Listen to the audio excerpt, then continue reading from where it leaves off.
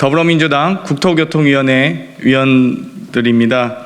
이번에 원희룡 국토부 장관 후보자 인사청문 경과보고서 채택 관련 여러 가지 인사청문회 과정에서 또 여러 차례 소명의 기회를 부여했음에도 불구하고 전혀 소명이 되고 있지 않는 점을 비롯한 여러 가지 공직선거법과 정치자금법 또 이해충돌방지법 등의 불법적인 사안에 대해서 수사를 촉구하는 기자회견을 갖고자 이 자리에 섰습니다. 네, 국토교통위 더불어민주당 간사를 맡고 있는 조홍천입니다. 더불어민주당 국토교통위원들은 원희룡 후보자 인사청문회에서 제기된 7대 중대 의혹에 대해 제대로 된 소명과 이에 대한 추가 자료 제출을 촉구한 바 있습니다. 원희룡 후보자 본인의 의혹에 대해 여러 번 소명의 기회를 드렸습니다.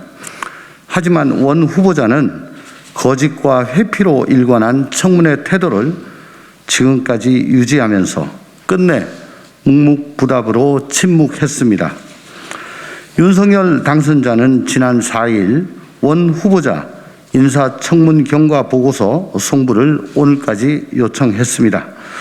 더불어민주당 국토교통위원들은 중대한 의혹이 남아있는 원희룡 후보자의 인사청문 경과 보고서 채택은 절대 불가함을 말씀드립니다. 동시에 더불어민주당은 원희룡 후보자를 업무추진비 현금 지급 관련 공직선거법 위반, 업무추진지 허위 기재 관련 김영란법 위반, 비영리 사단법인 불법 기부행위 관련 정치자금법 위반 등의 혐의로 고발할 예정임을 명확히 밝힙니다. 계속해서 읽겠습니다.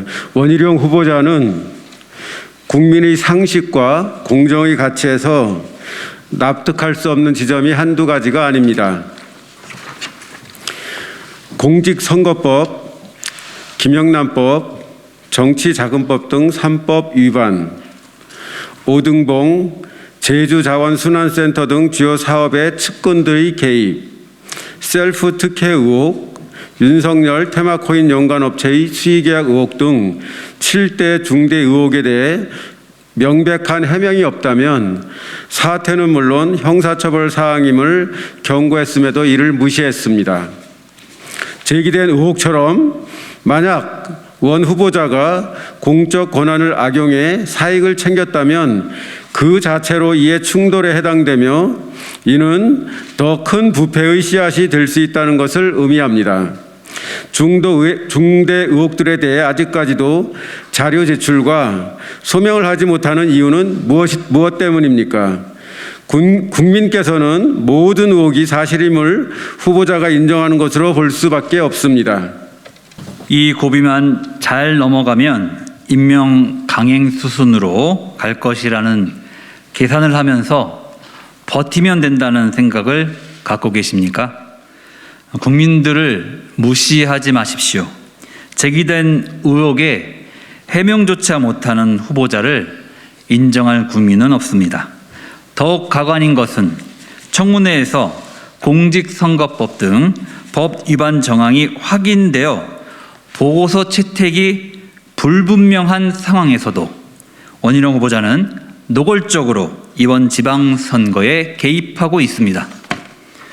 지난 4일 경기도 국민의힘 시장 후보의 선거 사무실을 방문해 공약을 논의하고 이틀 전 7일 또 다른 경기도 국민의힘 시장 후보의 선거 사무실 개소식에 영상 축사를 보내 국무위원 후보자로서 선거 중립 의지가 없음을 명백히 해보였습니다.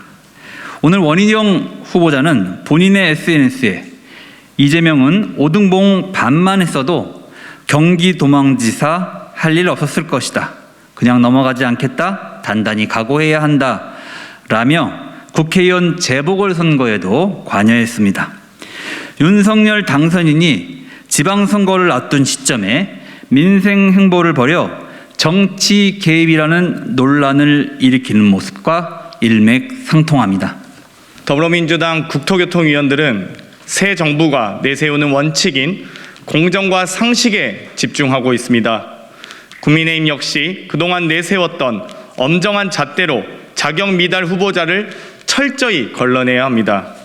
청문회에서 제기된 의혹에 대해 소상히 설명하고 이해를 구한 뒤 국민의 판단에 따라 책임을 지는 것이 순리입니다. 이를 역행하고 무시하는 태도로는 국토와 교통을 관장하는 국토교통부 장관 자격이 없음을 거듭 강조합니다. 윤석열 당선인은 국무위원 검증 과정에 대해 발목잡기라며 부적격 후보들을 두둔하기보다는 국민들의 신뢰를 저버린 인사에 대해 인정하고 사과와 함께 책임을 질 것을 강력하게 촉구합니다. 2022년 5월 9일 더불어민주당 국토교통위원 일동. 이것으로 기자회견을 마치려고 하는데요. 저희 보고 도망지사라는 표현을 쓰셨던데 자기소개를 하신 건지 저희는 묻지 않을 수 없고요. 오히려 제주 도망지사 혹은 제주 도둑지사가 아닌가라고 반문드리고 싶습니다.